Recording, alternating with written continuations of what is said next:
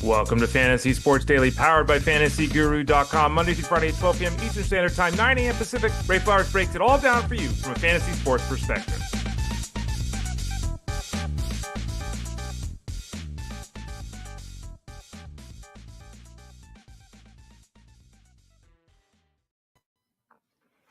Morning, everyone. Ray Flowers of FantasyGuru.com. Hope you're doing well.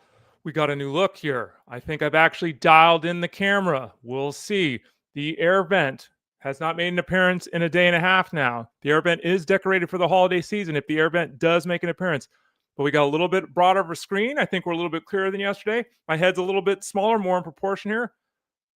It only took us 535 shows for me to dial it in. No, that's not true. It's only taken me a week to dial it in after the Microsoft Logitech fiasco. But I think we got it finally settled. So let's hope, fingers crossed, that it continues.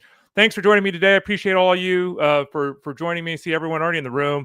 C-Dog, Doc, Ethan, Angelo, Arnold, all you folks. Thank you for joining us. I appreciate you all. I am Ray Flowers. Follow me on Twitter, X, Instagram, Threads, Blue Sky, all the social media platforms at the Ray Flowers. So find me there.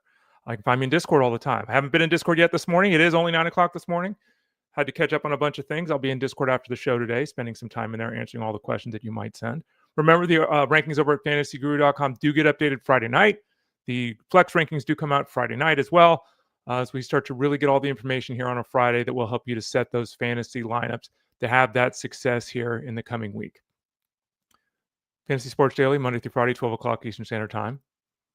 I'm here Monday, Tuesday, Wednesday. No, Monday, Tuesday, Thursday, Friday. As we heard yesterday, Tyler Beaker graciously agreed to appear. So we are going to have a show next Thursday on Thanksgiving. I don't know how many of you will be able to be here. I don't know how many of you want to be here. We'll have a football game on in the background. We won't have turkey yet. At least I won't. It'll be 9 in the morning. But for those of you that want to have a little bit of fun here, we will still be having a show next Thursday on Thanksgiving.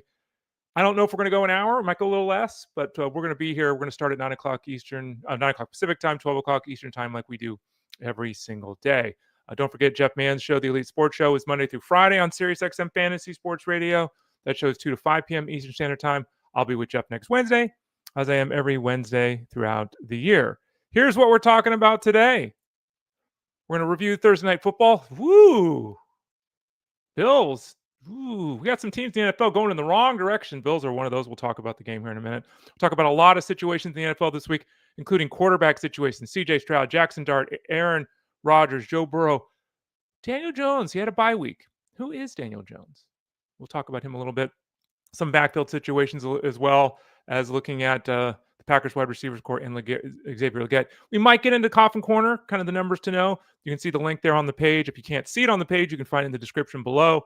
That's where I spend 1,500 words each week pointing out some numbers that you may not realize are actually in the numbers. So we'll talk a little bit about that if we have some time. In about 25 minutes, we'll visit, because it's a Friday, with Russell Clay. Today we'll talk wide receivers with him. We talked wide receivers yesterday as well with Tyler Beaker. We'll spend some time today looking at the outlook of a bunch of players. Luther Burden, Jayden, Higgins, some young guys, Matthew Golden, Jordan Addison. What's going on with Jordan Addison? Is it just merely J.J. McCarthy stuff? We'll talk about that. We'll talk about some oldsters, some olds like DK Metcalf and especially Davante Adams. We'll talk to Russell Clay about all of that in about 25 minutes. You already saw it on the screen. Let's talk about it briefly here. On the screen, remember, 3 places: comments, questions, concerns, all that kind of stuff. YouTube.com/@ElitePlusNetwork. Facebook.com/FantasyGuruHQ. Twitter X @FantasyGuruSite. In those 3 places, you can leave comments, questions, concerns, anything. Talk to each other, as it often happens here in the chat room. You can watch us live while you're doing that, or obviously watch us on demand at any point. And then 2 other places where it's easy to listen to the show in podcast form. Go to FantasyGuru.com. You can always click the subscribe tab in the top right corner to get signed up. But go to the Elite Plus tab at the top of the page. You'll find this show as well as the other shows on the network that are cataloged. And then wherever you listen to podcasts, if those 4 places are YouTube Music, Pandora, Spotify, or Apple iTunes, just type in Fantasy Sports Daily. On the screen there, you can see it. The all-in NFL package right now, $100 rest of the season. Everything NFL, everything college football, all of it. Whether we're talking seasonal, whether we're talking DFS, or whether we're talking wagering. It's a great time to get involved, no matter whether your teams are doing well or not. If you want to try the product at fantasyguru.com to see what is this all about. Hey, this is a $600 product at the start of the year. What's it all about? Now is a great time to get involved. Add other packages to the packages you already have. You can send an email to support@fantasyguru.com. But for those of you that haven't signed up, you get everything. You get all the rankings, all the articles, all the live streams, all the podcasts, all the projections, all the discussion, everything there for all the football that we cover through the regular season, throughout the playoffs. I think it's just this year for 2025 football. So check that out. There's always a Super Bowl betting guide that's separate, but that's like the only thing that's ever separate. So anyway, get signed up for $100 the rest of the season. Check it out. Everything we offer, as we heard yesterday from Tyler Beaker, he had a 50-1 parlay shot that hit over the weekend. So lots of good work over there with all the crew at fantasyguru.com. All right. My head still looks pretty good. Look, the size of my head, it actually almost fits. I'm not too tall you still lose a little bit of my bald with the Elite Sports tab there, but that's fine but yeah, look, hey, we'll see. You never know. Hey, we're rocking and rolling here. Let's talk some Thursday night football. Talking about rocking and rolling, the Bills ain't rocking and rolling. They fall 19-23. The Texans improved to 6-5, improving their playoff chances.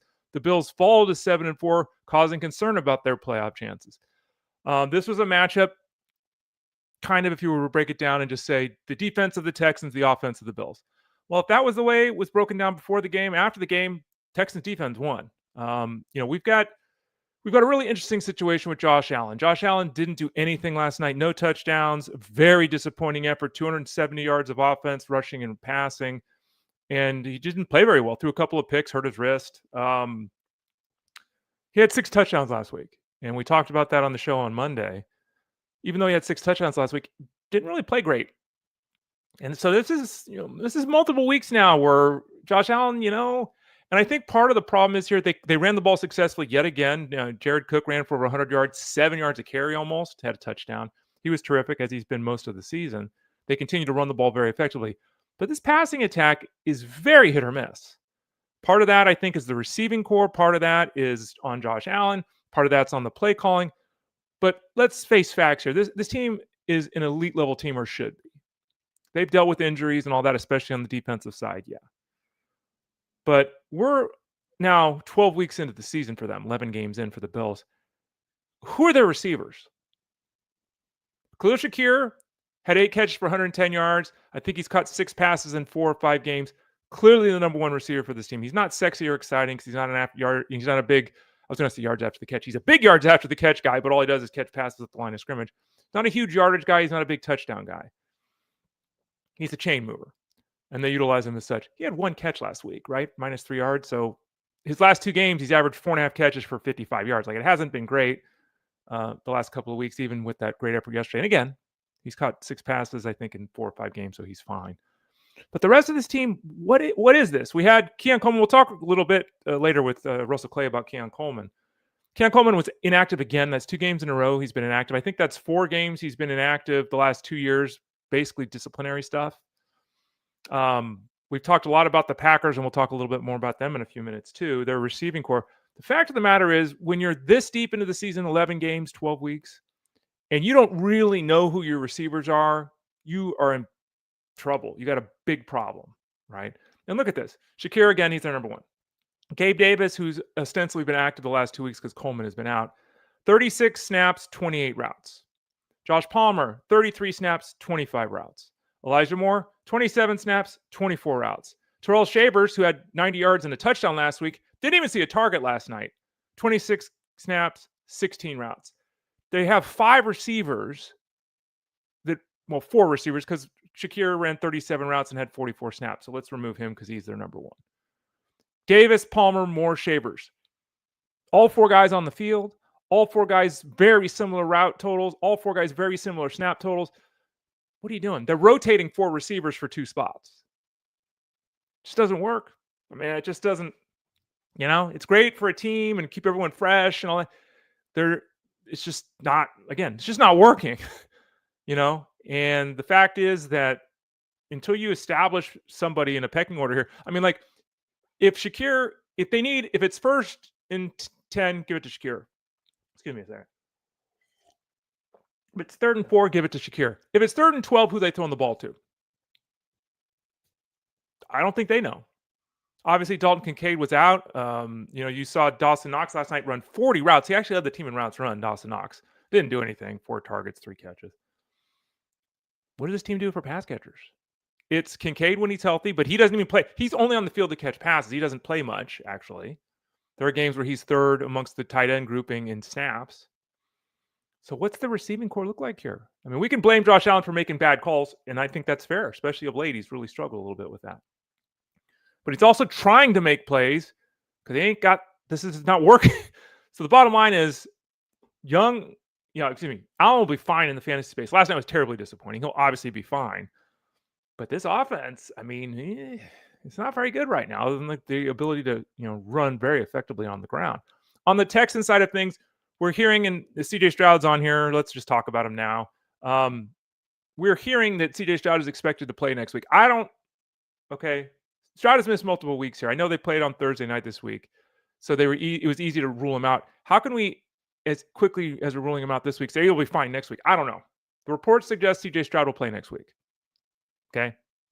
So that's good news for CJ Stroud. Let's hope it's true, all that kind of stuff. Doc, yeah, and again, I can't disagree with what Doc's saying here. I can't. In terms of Stroud, again, he's expected to play next week. Great news. Davis Mills, again, was fine last night. They won the football game. He threw a couple touchdown passes, barely completed half his passes. Unfortunately, Nico Collins had his worst game. It wasn't actually his worst game of the season, but it absolutely was his first game all year long under 5 targets. He had 3. Each of the previous 4 games, Nico Collins had at least 10 targets. Last night, he had 3. Somehow Christian Kirk had 5 for 54 and a touchdown. He was the leading receiver. Jayden Higgins got in the end zone again. He led the team with 9 targets, 4 catches for 38 yards. But he got in the end zone. He's been getting in the end zone on a kind of every other week basis, has Higgins. He's into the flex conversation because of his ability to get in the end zone. But realize he's not catching 6 or 7 passes. He's not hitting 50 yards very often. Has he ever hit 50 yards? Let's look this up. I was looking at this morning. I've forgotten. Running around this morning. Jayden Higgins, I think he had 54 yards. What was his high? Jayden Higgins' high for the season, 55 yards. So he's hit 55 yards once. Looking at his run numbers here, he's hit 40 yards one time all season. He's caught 4 passes in 4 of 5 games, has Jayden Higgins. But his high in that time is 55 yards. So anyway, he's been productive because he's getting in the end zone. Jalen Noel is no longer really part of this offense. He's barely running routes, barely seeing the field, really. They finally got rid of Hutchinson from the offense, which is good news. Dalton Schultz had caught 5 balls in 5 of 6 games. He's catching 5 passes every week. He's Mr. Floor Play, right? Last night, 1 catch, 8 yards. So while they won the game and while Mills was fine, he certainly didn't help lead this pass catching group to greatness last night at all. On the ground, it's all Mr. Marks now, the youngster in the backfield. Ran for a career high 74 yards last night. Not really doing much. 18 touches for 69 yards. So Marks is in the flex conversation every week because of the workload, but honestly, he's just not doing anything. We got Dameon Pierce released this week. We got news that Joe Mixon's done for the year. So Marks is the guy the rest of the way. Just hasn't resulted in much to date, and I don't know how much it will result in moving forward. So that's kind of a review of Thursday Night Football. We do that on Mondays for those of you that are new to the show. For those of you that have been around, you know what I'm talking about. On Mondays, I spend the entire hour reviewing Sunday football, going game by game, team by team like we just did. So look for that on Monday as we review what happened in Week 12. Let's move on a little bit. Look at that, Henry. Zing ho! Let's see if the camera holds up better than the Bills' offensive line. Henry, I think it's gonna.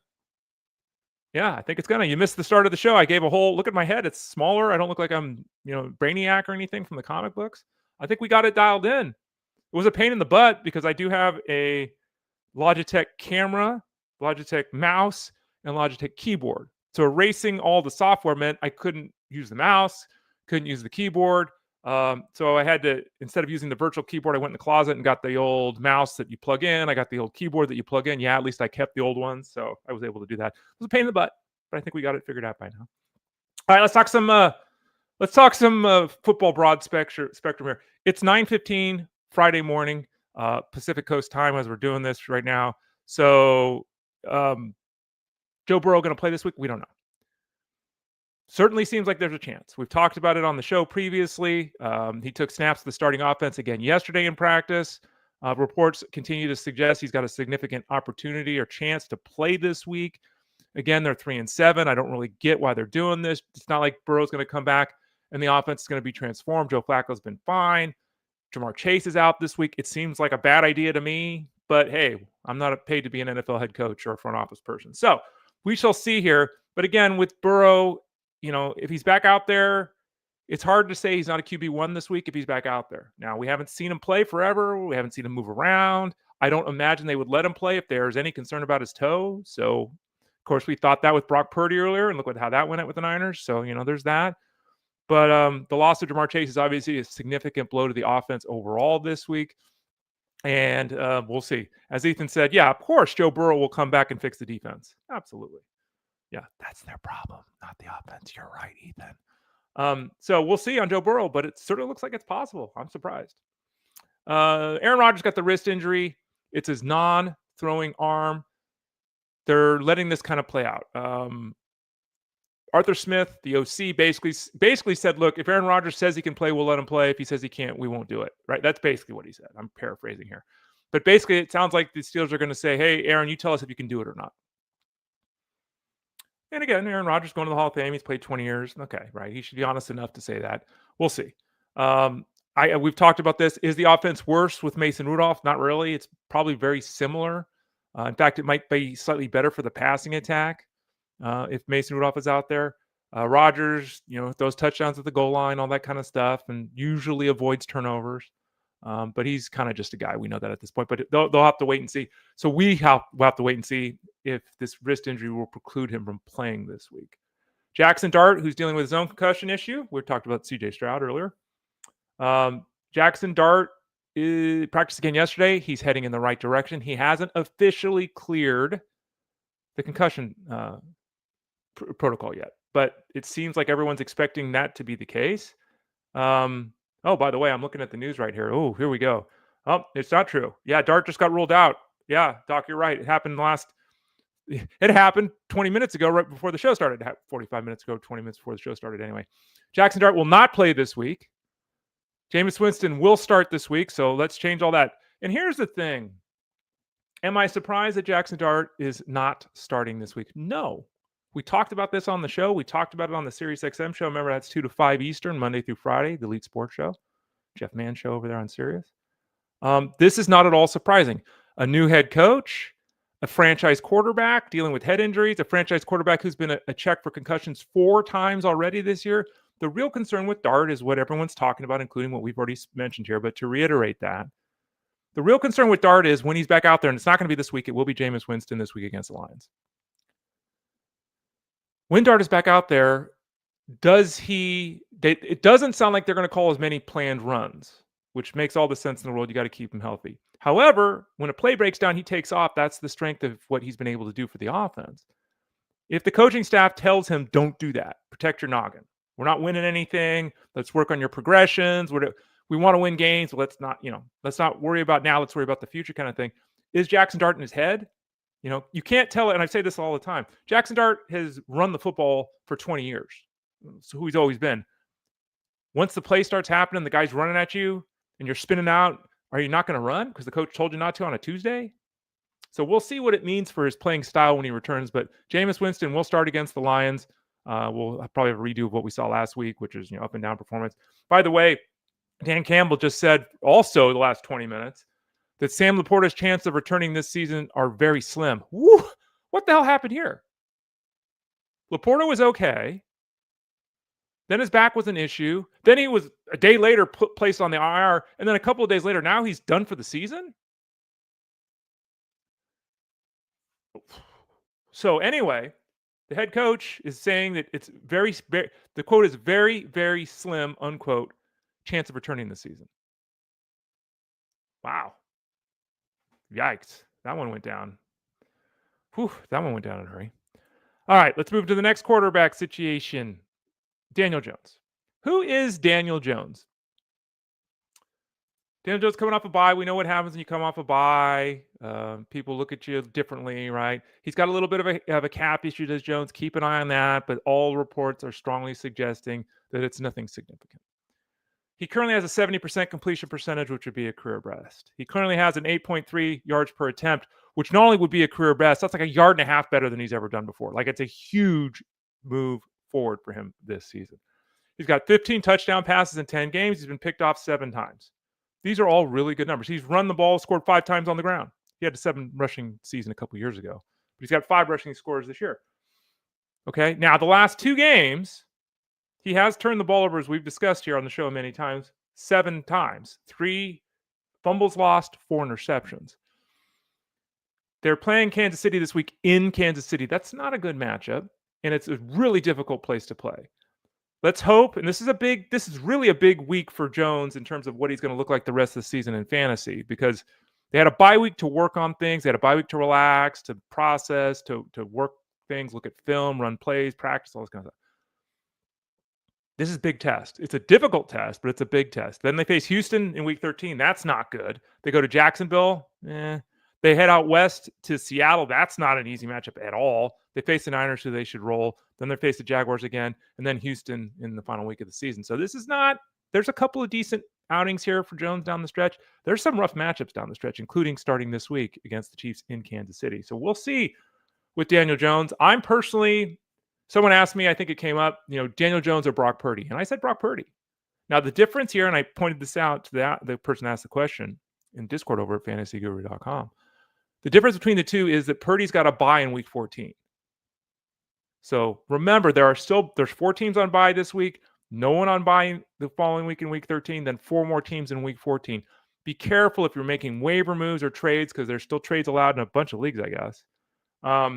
Trade deadline's already passed in the leagues I'm in, though no one ever trades in the leagues I'm in.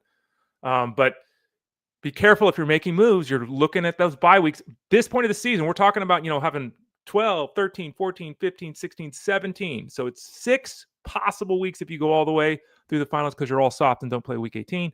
So 6 possible. If you're missing one, it's 17%, 18%, whatever the hell, 16.7%, whatever the number. That's a big chunk of games. So be sure you're factoring that in if you're making a move on a player. Next up here, let's talk a little bit about the backfield situation with Travis Etienne and the Jaguars. Etienne is still the lead back here. It is very reasonable to think, with Tutin's strong performance all season, and really last week in particular, with both guys also having issues they're dealing with physically, that Etienne, he's got to give up some more work than we'd like to see to Tutin. Is he still the lead guy? Is he still expected to touch the ball 15 times? Yes. This could look like a scenario like the Rams have. Kyren Williams, the obvious number 1 with the Rams, but 8 to 10 touches a week go to Corum. Etienne's the obvious number 1 running back with the Jaguars, but 8 to 10 touches a week could go to Tutin, right? As we talked about a lot with Tutin, because of this way this offense works, because of the success they're starting to have on the ground, because of some of the struggles in the air, Tutin is a flex option. I don't think Corum's a flex option, so he's better than Corum at this point is Tutin. Tutin is a flex option, but he's not taking over the backfield.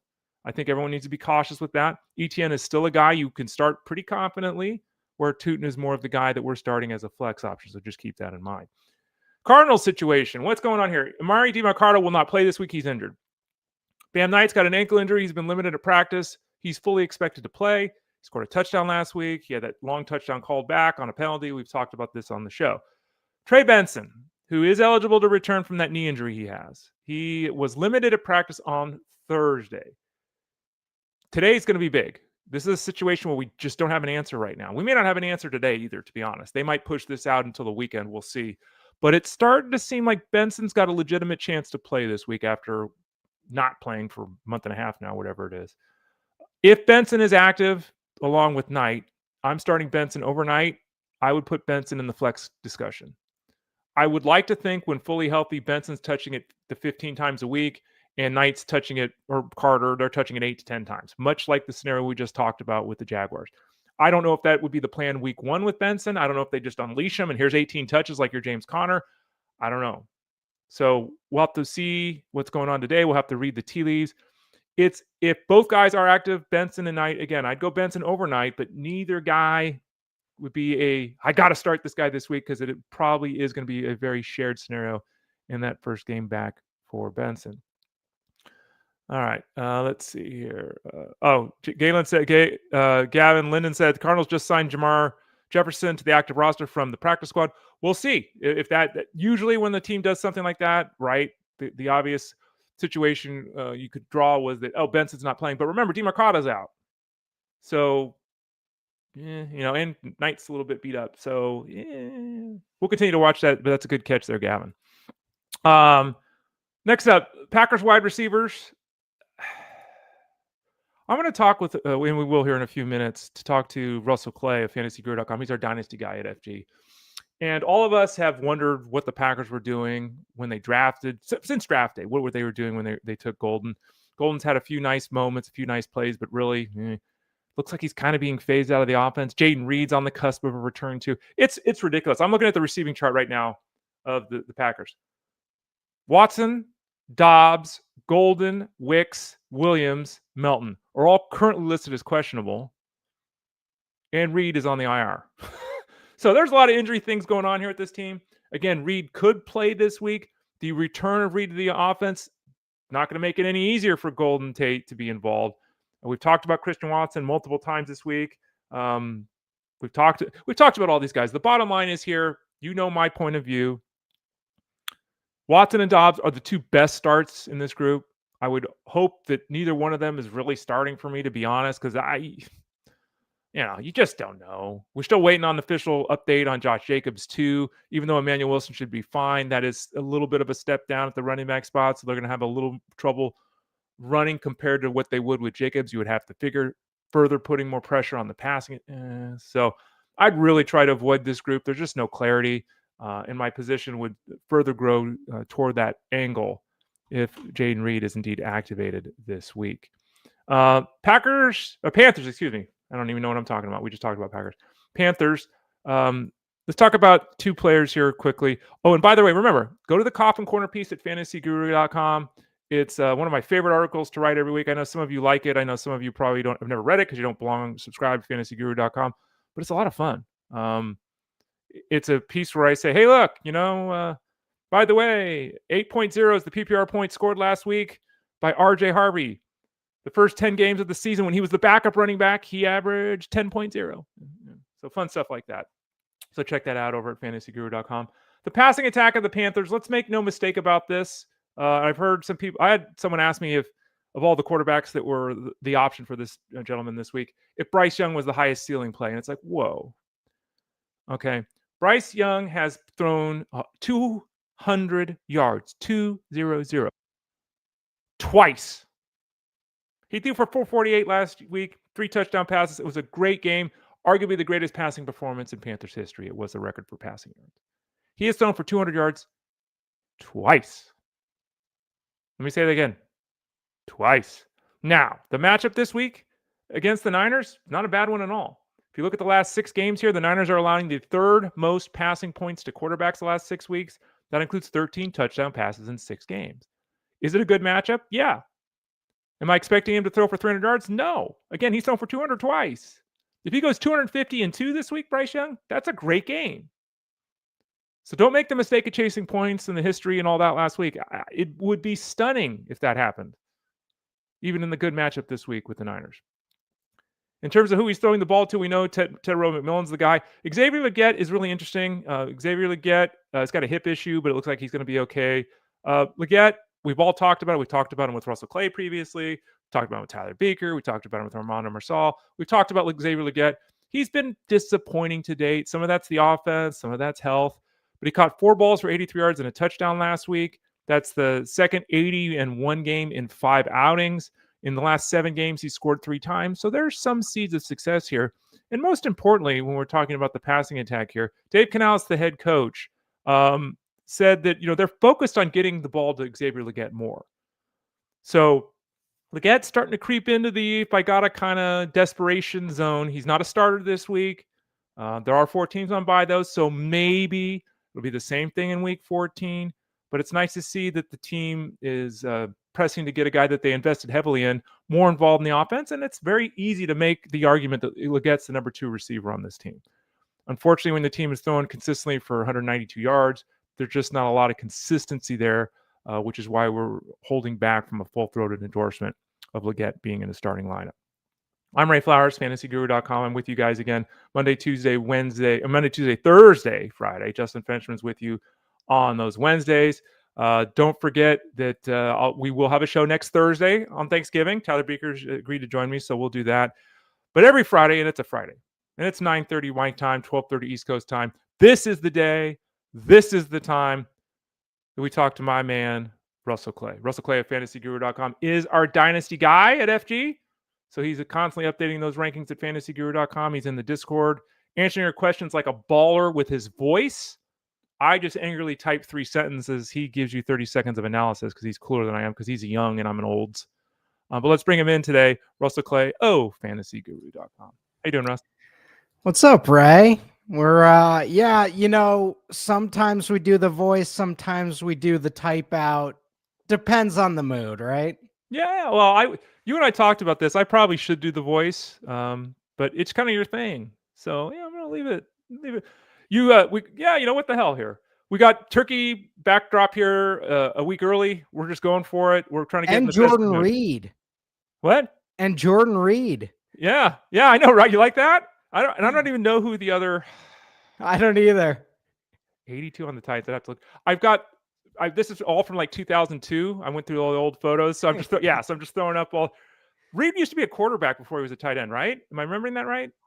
He was something, and then he was awesome for 1 year, and then we just hyped him up for 5 years, and he never did anything after that. So let's see if I can pull this up real quickly. Who was number 82 on the Titans? Was it Delaney? It's Kevin Winston Jr. now. All the players to wear number 82 for the Oilers. I love how it says Houston Oilers. No one cares about this but us, right? Delaney Walker. You're right. Delaney Walker. Yeah. By the way, before anyone goes, Delaney Walker, who cares? Delaney Walker for a 4-year period was a baller. He had a 94 catch season 1 year. Yep. Yeah. 4-year period, he averaged 74 catches and 900 yards, which would make him a top 3 tight end in fantasy football. Let's get into this a little bit. I wanted to talk some wide receivers with you, and kind of some big picture. You again are our dynasty guy over at FG. Want to kind of to talk about some big picture items. T. Higgins. How do you dynasty keeper wise look at T. Higgins? Obviously, this week he's going to get a ton of targets. Whoever's throwing him the ball, Jamar Chase being out, but there's always that cap on a wide receiver too with the team. And, Higgins has scored 9 times in a row at home.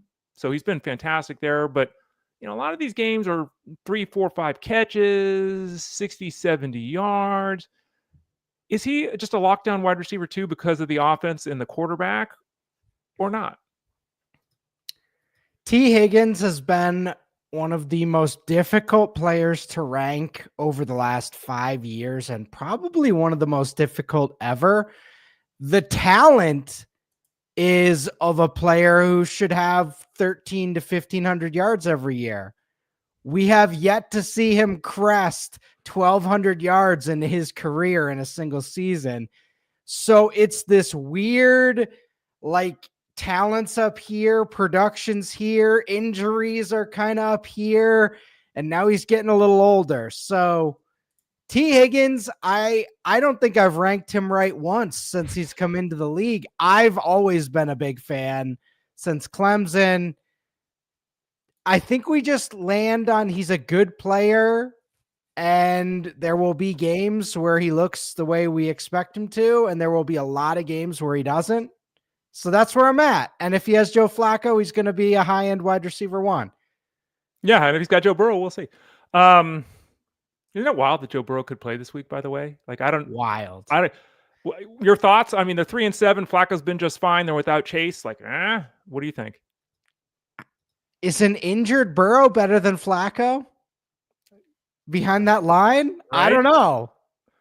Yeah, we heard Ethan earlier. I think it was Ethan say, Burrow will come back and fix the offensive line like that, or the defensive line. Excuse me. Yeah. Man. All right. Let's talk about the next scenario. Davante Adams, 32 years old, going to the Hall of Fame. right? He's put up massive numbers for his career. He is doing something that's pretty banana pants right now. He's catching a touchdown every 4 receptions. He's got 10 catches. All of his touchdowns are inside the 10-yard line, right? So, last week was the 1 catch, 1 yard, 1 touchdown game. Yeah. He turned 8 targets into 1 yard, but it was a touchdown. Where is he at in a dynasty keeper scenario? Like, I have him. He's my wide receiver 3. I have him, and I'm trying to win now because I'm in the league with Mike Dempsey, who's going to make 412 trades, I'm sure, and have the best team in the league in about 6 months. So I'm trying to win now. But Adams, like, is this a mirage? I mean, he's not really doing much other than catching 3-yard touchdowns. This is a Stafford Swan song. Him and McVay are saying, we got 1 or 2 more years max. We're going to get as many passing touchdowns as we possibly can this year. It's been hilarious to watch. Davante Adams is a shell of his former self.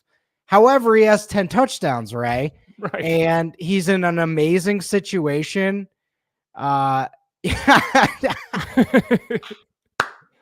did. You did, Gavin. Gavin, confirmed. Yes. Confirmed. He pulled his back out running a route a few weeks ago. It is close to over, Ray. I don't know if he's going to keep playing, but this is not Davante Adams anymore.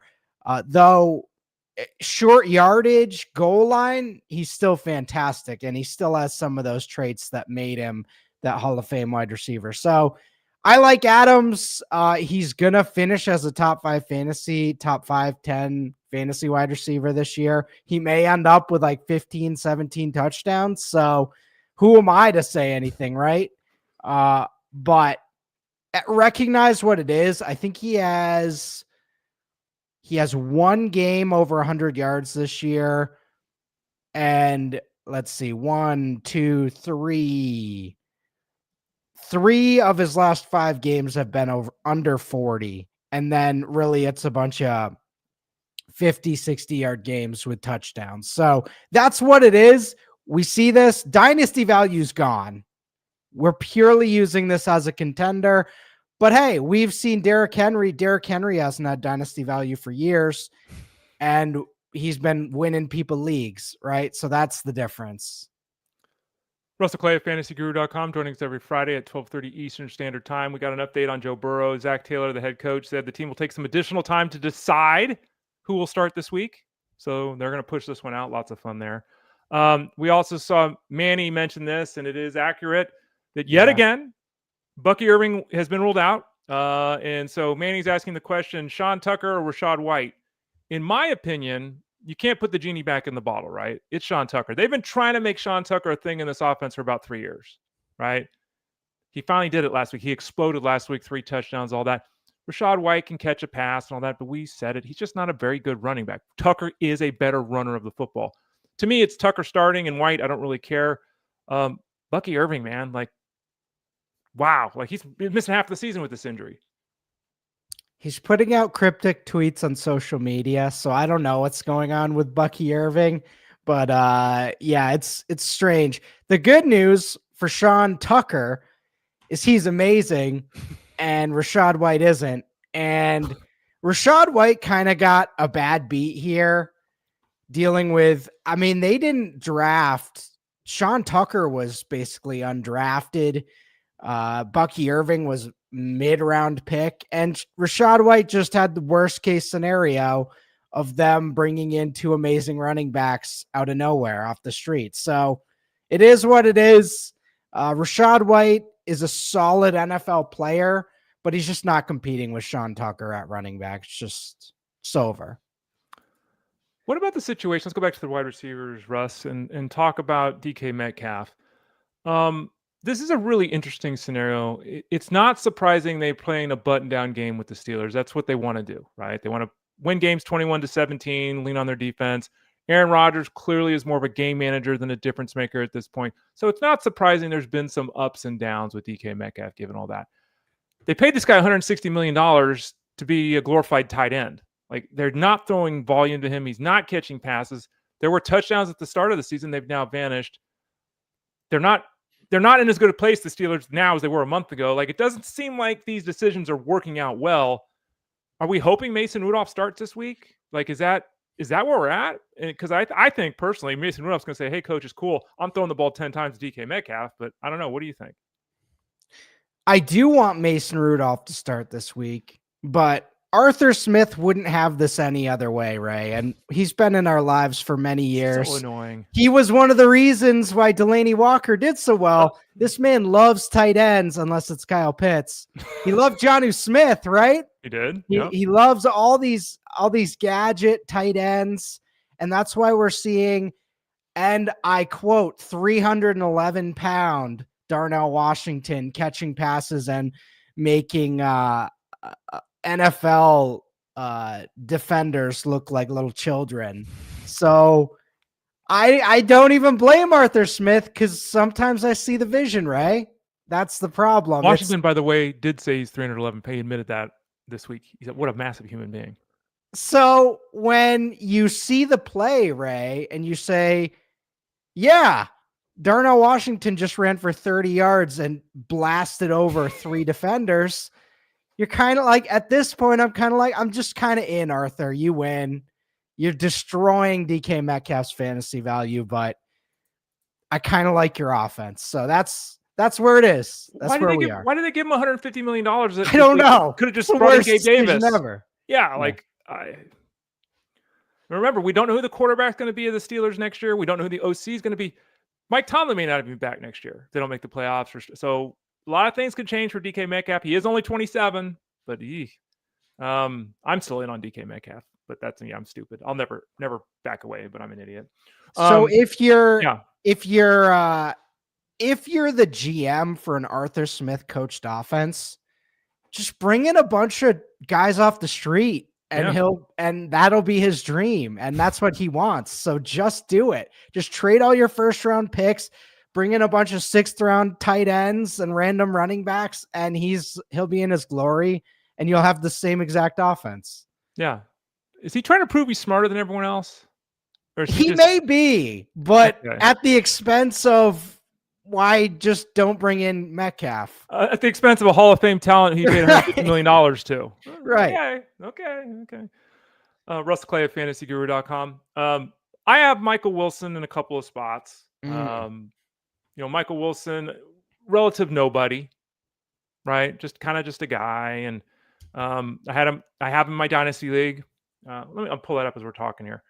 Last week, obviously, to the moon, right? It's just one of the greatest performances of the season. 15 catches, 185 yards, whatever it was. What is he moving forward? No Marvin Harrison this week. So what are the expectations this week for Wilson? And what happens when Harrison returns? Because everyone's all excited as if Jacoby Brissett's, I don't know, the new Josh Allen or something like that. The numbers have been really good. But what is Wilson this week and the rest of the season? A good player, someone who has suffered from weird quarterback play through his first couple seasons. And now we saw what a ceiling game could look like for him. Probably going to be the best game of his career, but he wasn't a late round pick. He was a day 2 pick. They brought him in big bodied. They brought in Marv, which kind of destroyed his entire hype train, but he had a pretty good rookie season. So I like him as a player. Without Marv, he is the main guy in this offense beyond Trey McBride. So main wide receiver. So I think he's interesting, and I'll keep firing with him. I like him this week, and I would play him. Brissett's not bad, right? He's not bad. Now, don't go giving him a Geno Smith contract, because you'll be painfully disappointed. But right, Ray? I mean, we see it every year, right? Yeah, absolutely, yeah. Jacoby Brissett is an excellent backup quarterback. He's excellent. He's in the greatest groove of his career right now. But we've seen this for 10 years. Like, no. So yeah, hopefully that someone might make that mistake. I don't know. We'll see. By the way, I took Michael Wilson, I don't even know his first name. Michael Wilson in the 37th round of my dynasty draft. Oh, wow. So yeah, no one was interested. Jordan Addison. Now, Michael Wilson is 6'2", 210. He's an Adonis. Jordan Addison's not, right? He's a smaller guy, tons of success, scoring touchdowns. There's been some off the field stuff too, but very productive player. JJ McCarthy is floundering right now. So it's really tough. Even Justin Jefferson's not producing as expected, right? You can't get Justin Jefferson on the cheap. Everyone still knows there. Is Jordan Addison somebody to get on the cheap? Do you think that, is now the right time? Is it going to, this is the floor before the peak comes back? Or what do you think with Jordan Addison? Like the player, don't love him being on the Vikings behind Jefferson. It has not been great for his production. I mean, he's been doing all right and he's produced at times, but it has felt like there's a cap on whatever this role is. And unfortunately, as he's gone along, this passing offense has deteriorated significantly. So there's not much he can do beyond being a wide receiver 3 with wide receiver 2 upside.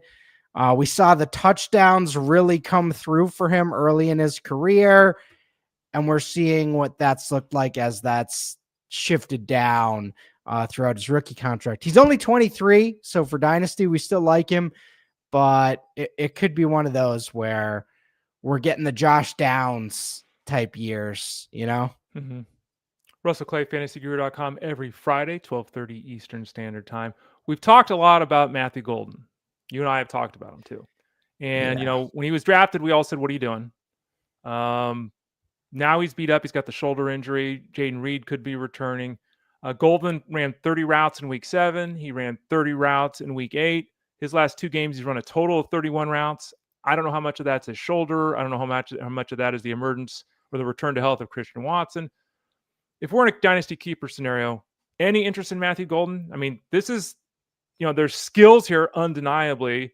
There's a first-round tag here, which, come on, man. These guys that are drafted in the first round always get chances. But where are we at right now with this whole passing attack of the Packers? It's a muddled mess for a second consecutive season.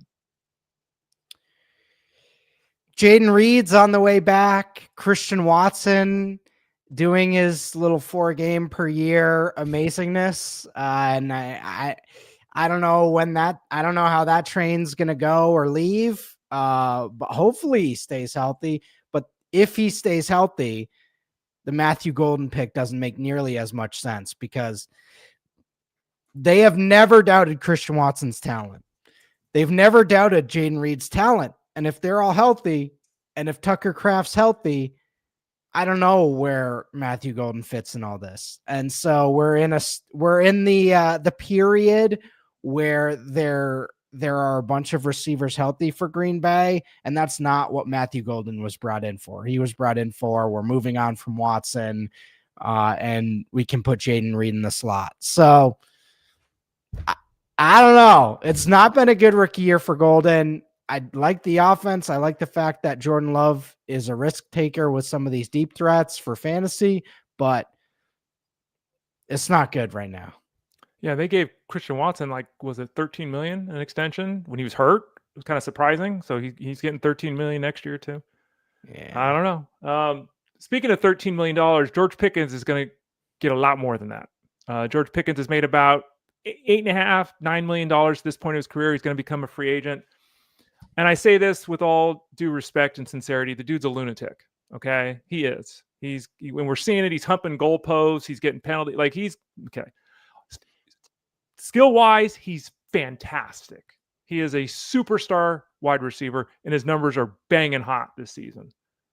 What do we do with this guy? We don't know if he's going to be back. We don't know where he's going to be. We don't know if he's going to be back here in Dallas. He could sign a $150 million contract and the next day get arrested after drinking 37 beers at a strip club. We have no idea what's going on with this guy. Essentially what happened Monday, right? Yeah. No, they weren't drinking. They didn't get drunk. There was no throwing up. What do we do with George Pickens? Because if you have him in a dynasty scenario, you're loving life. You're not trading him, are you? I mean, the numbers, right? It's hard to think that the numbers are ever going to be better than they are right now. So it might be the best time to trade him given the uncertainty, but do you do it? No. We see how this plays out. Could it go down in a ball of flames? I mean, Antonio Brown went down in a ball of flames, but that was after 6 years of being the best receiver in the league. So we've seen this forever. I mean, Randy Moss was a pretty loose cannon and had some pretty rough. Remember those Raiders years where he was just off the map because he was like, I'm not playing hard for this stupid team. Then he goes to the Patriots and he's back to 23 touchdowns. So it's Terrell Owens, total head case his entire career. Shout out to Terrell Owens, but was also a top 5 fantasy receiver just about every year. So George Pickens is amazing. He's been amazing since he was in Pittsburgh. Didn't quite have the upside there because they didn't, they didn't give him those 10 targets a game. With Dak, he is going to absolutely thrive. So he's amazing. I'm so happy we get to see it. I don't know how long it's going to last, but I am appreciating it. If you have it, trade it though. But okay, Ray. Okay. Caveat. If you're trading for him, right, are people going to give you the full value? Or are they going to be like, or is it still a little like, yeah, there's still a little like, is that so? If you're trading him, I would not take less than a tier 1 or tier 2 receiver, and you're probably not going to get that. So I don't know. Russ Clay, fantasyguru.com. Russ, let's talk Jayden Higgins. Scored another touchdown last night. That's 3 touchdowns in 5 games. 7 targets, 9 targets last night. Now, Davis Mills, okay, right? So we change back to Stroud. We'll have to see how that affects things. But obviously Higgins was brought in to be a leader on this offense. He was drafted in the 2nd round. Production's starting to come around, getting in the end zone. Still not a lot of big games, really, but very effective as a depth receiver in the fantasy space. How are you seen his progress, and how excited are you about him right now? He's a little Jordan Addison-y, where I think I would like him better if he got a chance. If we got a chance to see maybe what he could do with no Nico Collins there, he's clearly going to be good or going to be something in that offense. The ceiling is probably capped at 1,000 yards for his rookie deal as long as Nico's there, but the touchdown upside's there. They're going to continue to use him in the red zone, 6'4", 2nd round. Everything's lining up. Could he even be a T. Higginsy type player? I think so. So yeah, he looks good. What Luther Burden? Now we've talked about Luther Burden a lot the last 2 weeks. The power of Jeff Manns. Hey, I like this guy, get this guy, and then everyone's people are dropping Nico Collins to get Luther Burden. Exaggerating a little bit, but Luther Burden, moving in the right direction. He's took over for Zacchaeus last week. Olamide barely saw the field. This week, the coach came out and said, "Hey man, Luther Burden, we got to get this guy more involved." Okay, still not a starter. Right? We still have him ranked like 45th or something like that this week. He's definitely trending in the right direction. Do you think there's a chance that Burden emerges this year? And how excited about are you with him moving forward? Luther Burden was a very high talent prospect that dropped in the draft because he was either injured or like Ray, we joke about what we know and don't know in 2025. We know so much more. We would have never known about that CeeDee Lamb, George Pickens thing 2 decades ago, right? No, beat writers would have never reported that. Yeah. So something was going on with Burden in his final year at Missouri. I don't know what it was, but something was. And he drops to the 2nd round. He was never he was a 1st round prospect. So if he develops and becomes an amazing receiver in a Ben Johnson offense, very not shocking at all. Like, would not be shocked at all if that happens. This year's tough because they still have more there, and we see this all the time in sports. They're not going to, even if Moore is not who he once was, they're not going to completely phase him out this year. He's going to be around. So this Moore Odunze Burden thing is probably going to be annoying for the rest of the year. RIP my Rome Odunze stuff. I was really excited about him this year. He's not quite been there. He's going to end with good numbers, but with Burden, with Moore, with Colston Loveland looking really good, the running game looking good. There's just so many. And Ben Johnson wouldn't have it any other way. So this is exactly what he wants. Unfortunately for us, might be next year for Burden, but I do like the call. Ethan's got a question. We were just talking about the Bears, and we talked earlier about Brissett. Quarterback position this week. Caleb Williams against Pittsburgh or Jacoby Brissett against Jacksonville. Do you have a favorite this week when setting a starting lineup? My last take is that there's a few Trent Dilfer quarterback situations this year where teams have said, one of them is Caleb. Ben Johnson said, we're going to Trent Dilfer this thing, and we're going to make the playoffs and see as far as we can go with defense and running the ball.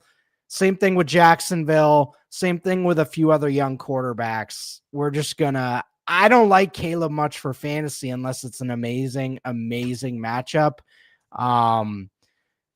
It's crazy to say we'd start Brissett over Caleb, but I might be there. I might be there.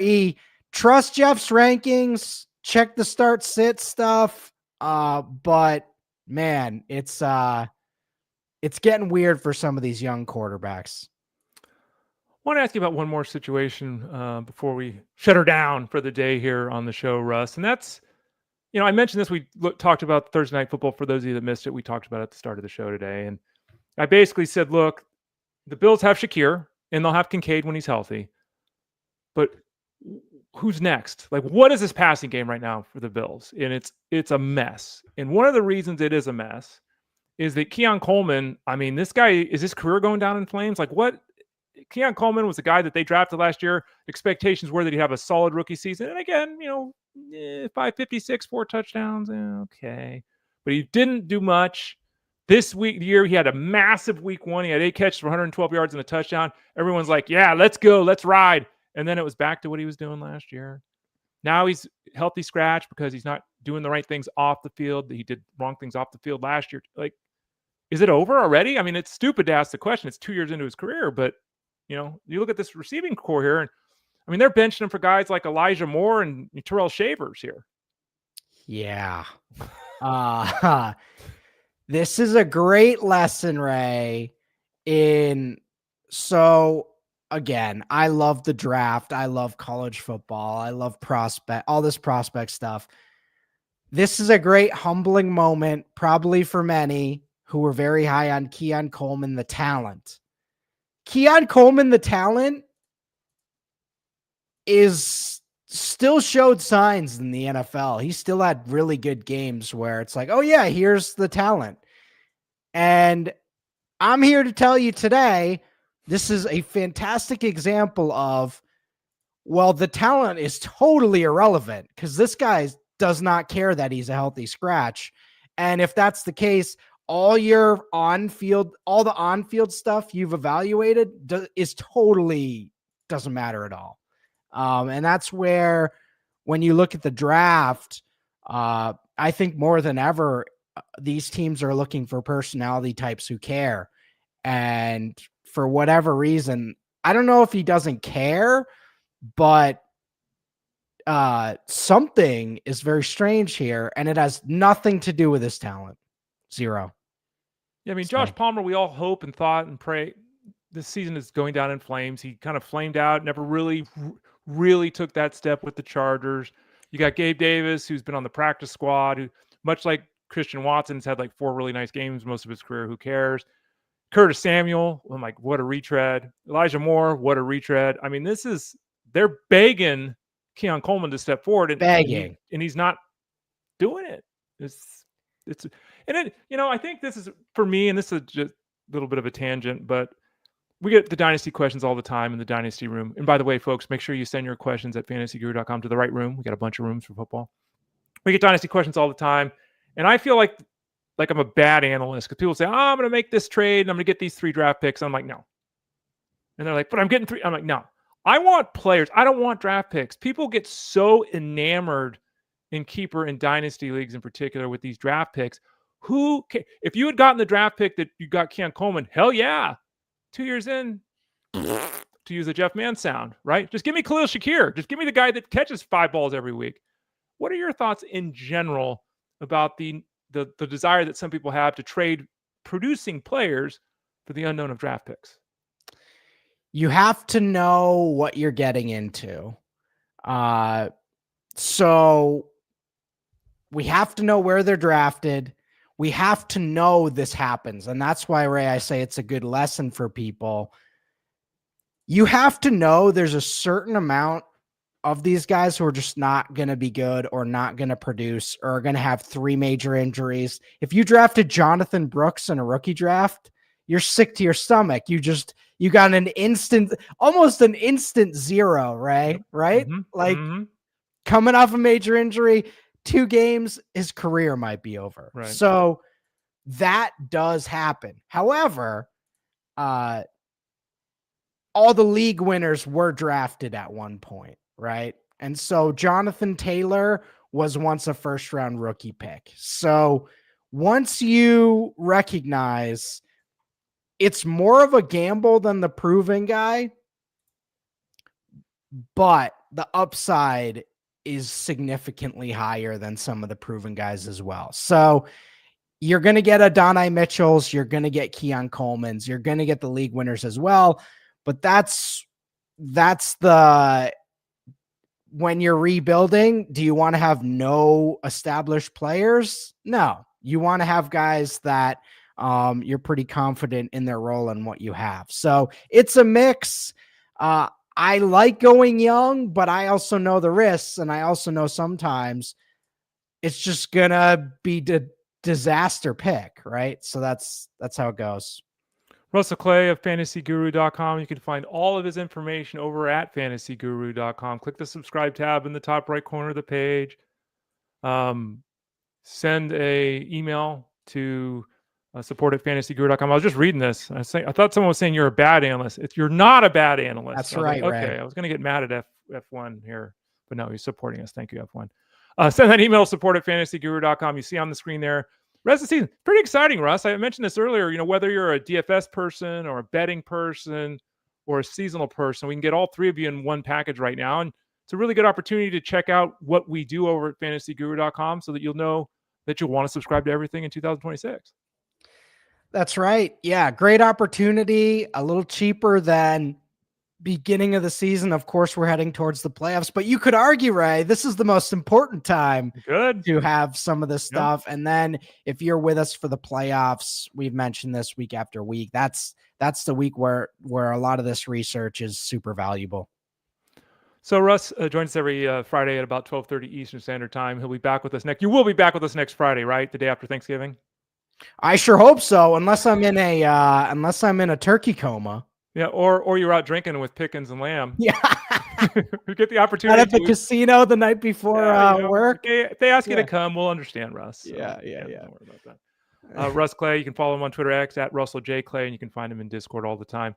Have a great weekend, Russ. Have a great Thanksgiving. We'll talk to you about it next Friday. You too, Ray. He's Russell Clay. I'm Ray Flowers. We'll be back here on Monday at 12 o'clock Eastern Standard Time. Remember, we're going 5 days next week, all week long. We're including Thanksgiving. We'll have a show 2 to 5 p.m. Eastern Standard Time. Check out the Elite Sports Show with Jeff Mans on SiriusXM Fantasy Sports Radio. And by the way, SiriusXM is free right now, so check that out. I just retweeted the little bit of information for those of you that have SiriusXM in your car. It's free right now. So if you ever wanted to listen to Jeff Mans besides the one man's opinion, you can do it right now. So check that out. Go to @SiriusXM Fantasy to find the link to get your car situation worked out. For us, I'm Ray. It's been Fantasy Sports Daily, powered by fantasyguru.com.